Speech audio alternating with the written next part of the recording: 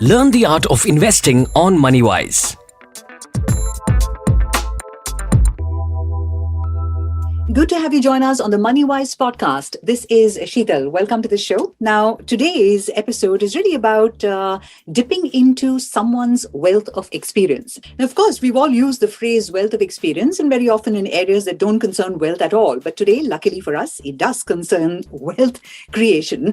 And the expert who's going to be sharing his wisdom with us on the show today is Gajendra Kothari, Managing Director and Chief Executive Officer, Etica Wealth Private Limited. Now, Gajendra happens to be someone who was actually inspired by IDFC's very own successful short film that was called One Idiot. The wisdom in One Idiot apparently has helped him live his dreams and made those come true. So we're all set to meet the real One Idiot, as he calls himself. A little bit about Gajendra. I'm sure quite a few have encountered him as you've browsed through business channels like CNBC TV 18, Bloomberg TV, CNBC Awaaz, publications like the Financial Times UK, the Economic Times, Business Standard, and so on.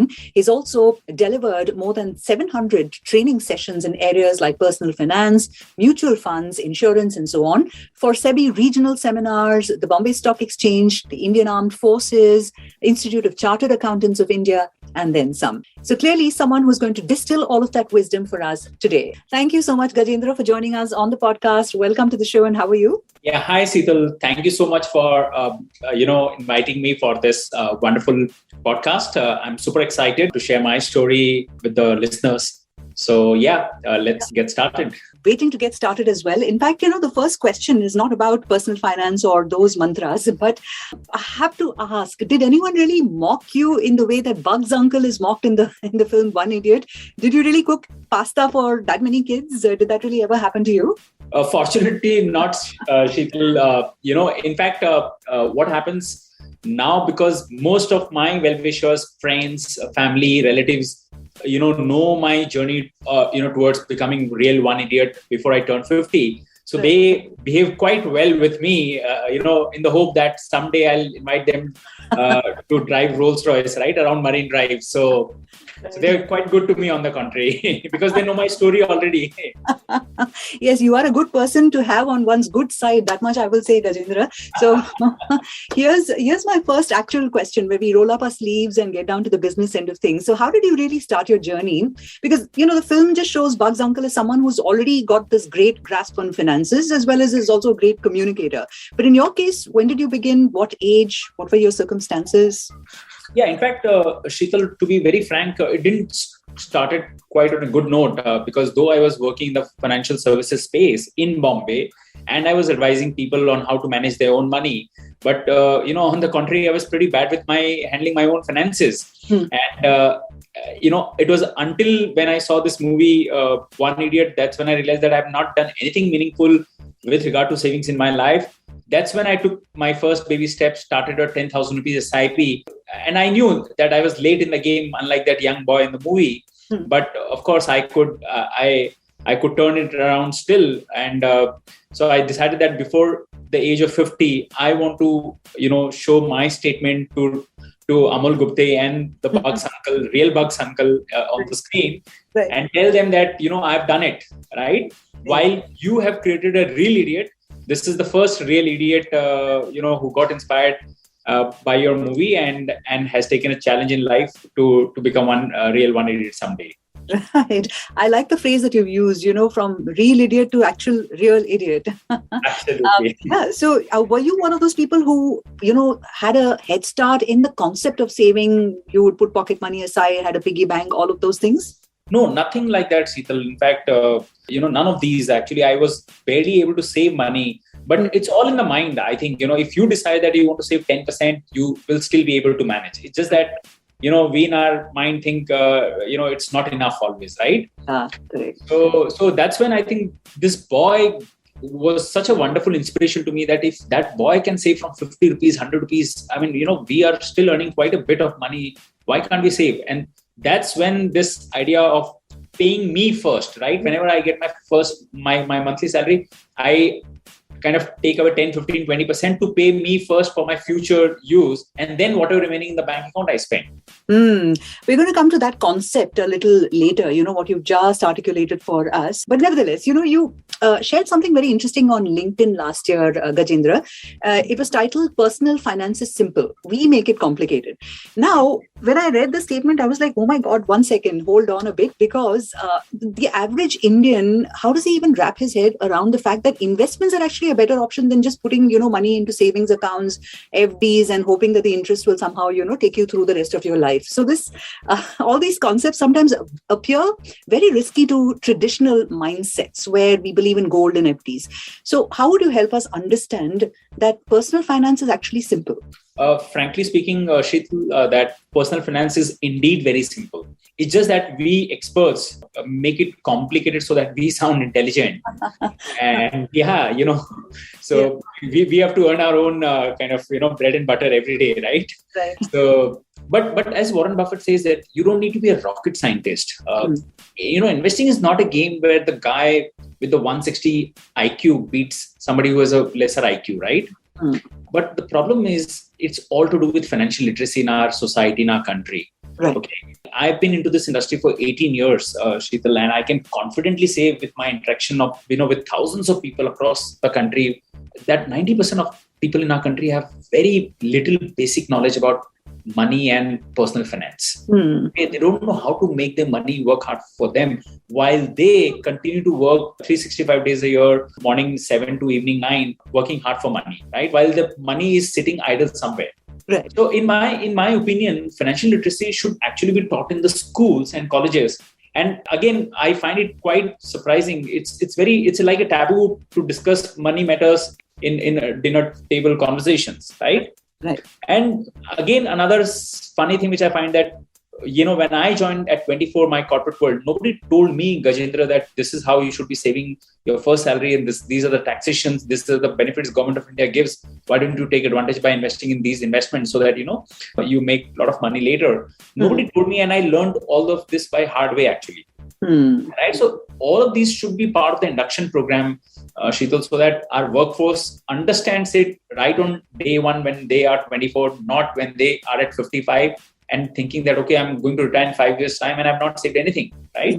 Yeah. Two very interesting points that you've made, Gajendra. One is I'm hoping that, HR professionals tuned in have made a note of the fact that it should be part of induction programs, especially for new joinees in organizations. And of course, financial literacy being part of school curriculum. So I hope that's also taken away by, people who are tuned in. It is actually very simple, Sheetal. It's just that, 2 hours conversation, if you can be taught that these are the 5 things you have to do with money, you're set for life. Set for life. You truly are making it sound very, very simple. I mean, if I can explain to my 80-year-old grandmom, then I think I can explain to anybody in the world. Oh, yeah. Now that you've put it that way, I don't think there's any arguing with you at all. But there is another aspect, right? You wrote something interesting, and that's apparently one of the 10 main lessons that you've learned. One should always increase the SIPs year after year, no matter what. It will help you create substantial wealth over many years. Now, to my ears, first thought is like, oh my God, that means I have to stop living now. And then I have to think of the future, and the future anyway, I'm not going to be able to use the money or enjoy it. Is this line of thinking completely wrong? How would you help me correct it?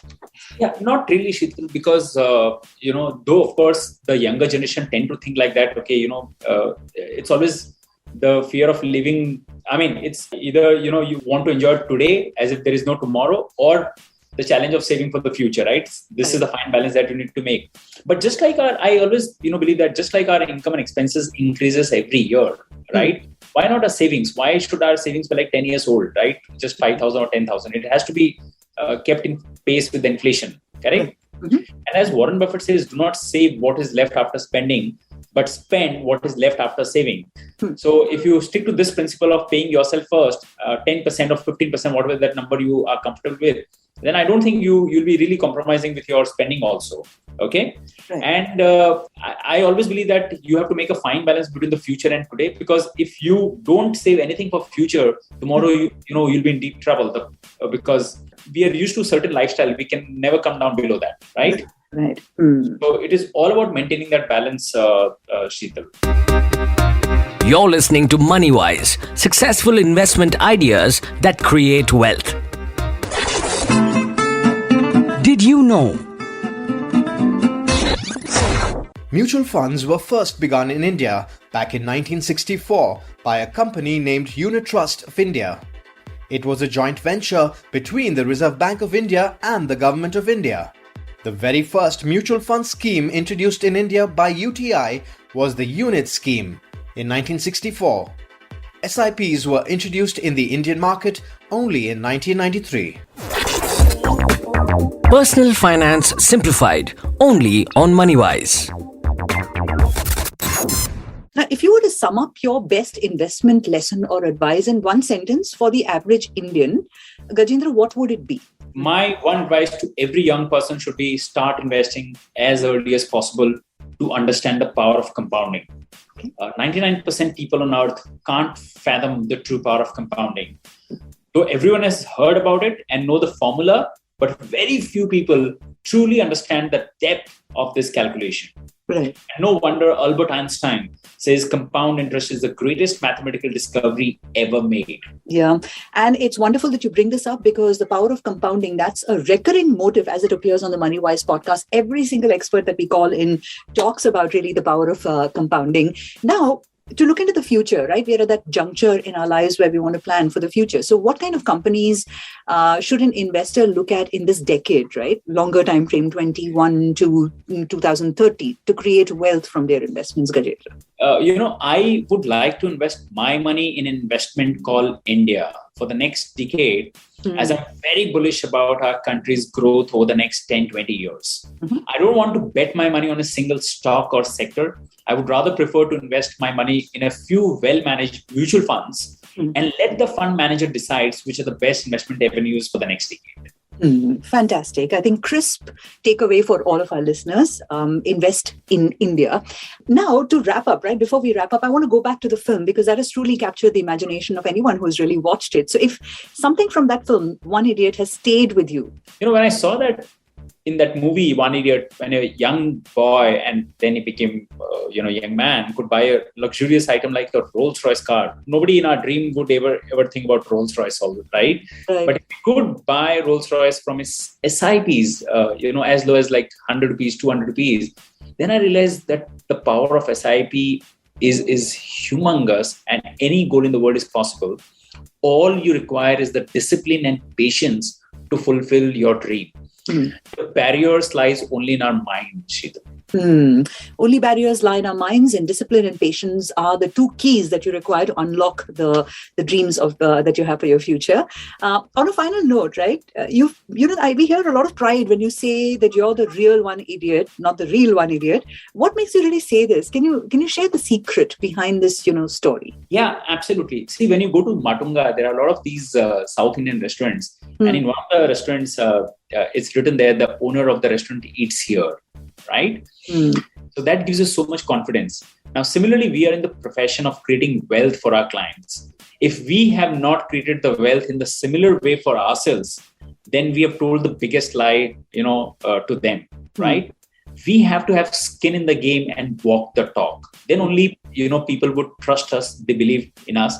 If I'm able to become the real idiot someday, which I'm sure, before I turn 50, that's a challenge that I've taken. And if I can show my account statement of 100 crores to my investors, to anybody who I talk to, then I don't need to prove anything further because the action should speak louder than the words.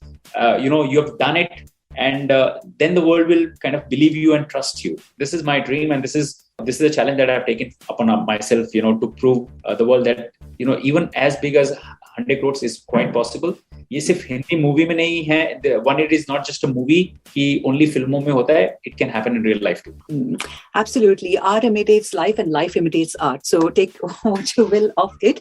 But it's wonderful to have got some wisdom for you, some very clear takeaways of you. Especially, it was important that you say that if you don't create the wealth in the way that you actually tell other people to create it, then what's the point really? I think that is brilliant. And thank you so much for sharing all of this with our listeners on the Moneywise podcast today. The pleasure was mine, Sheetal. Wonderful talking to you.